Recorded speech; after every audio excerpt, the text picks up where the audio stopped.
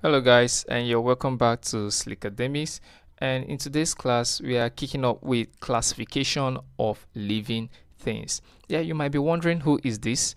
This is a Swiss scientist known as Carolus Linnaeus, who helped and did a lot of work in classification of living things. So basically, classification of living things consists of placing together in category those things that resemble each other. Okay, and like I earlier mentioned, Carolus Linnaeus published his work on classification in plants and animals in 1753 and also in 1758.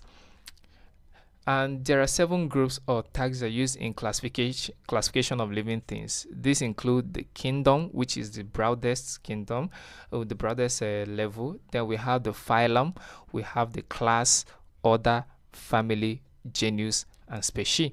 Now, when you are classifying plants, when you get to phylum, you don't write it. We use phylum for animals, but when it comes to plants, we use division. So if you are classifying plants, you will have kingdom, division, class, order, family, genus, species.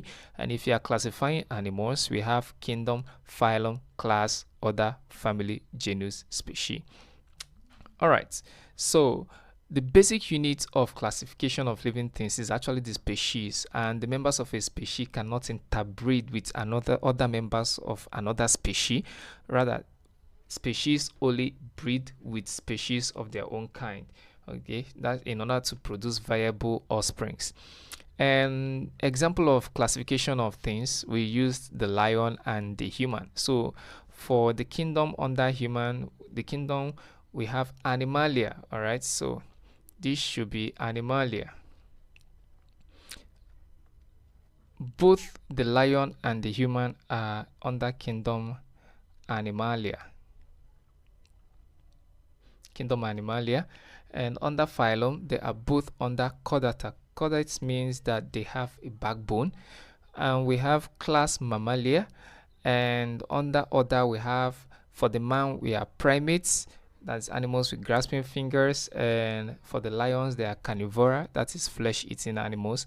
And under family we have Hominidae, and under the lion family we have Felidae, that's the cat family, and the Hominidae simply humans. Then genus we have Homo, and for the lion we have Panthera, and for the species we have Sapiens, and for the lion we have Leo. So if you are to call the scientific name of a human, you actually call the human a Homo sapiens. So it's more like a combination of both the genus name and the species name.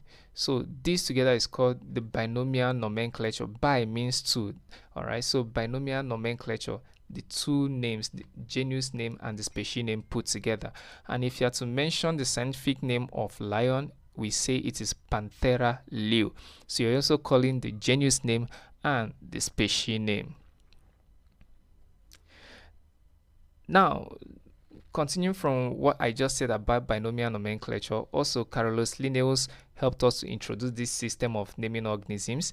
And in this system, each organism is given 2 names, the genus name and the species name. The first is the genus name, the second is the species name. So in the case of man, like we earlier saw, we have Homo sapiens, and that of the lion we have Panthera leo. Now, taxonomy is classifying living organisms. The science of classifying living organisms is known as taxonomy, and like I earlier mentioned, the kingdom is the largest taxon. And in the in kingdom classification, we have majorly 5. We have kingdom Monera, we have kingdom Protista, we have kingdom Fungi, we have kingdom Plantae, and we have kingdom Animalia, which is where we fall under. So in my next class, we'll move on to discussing about the kingdom Monera and the kingdom Protista.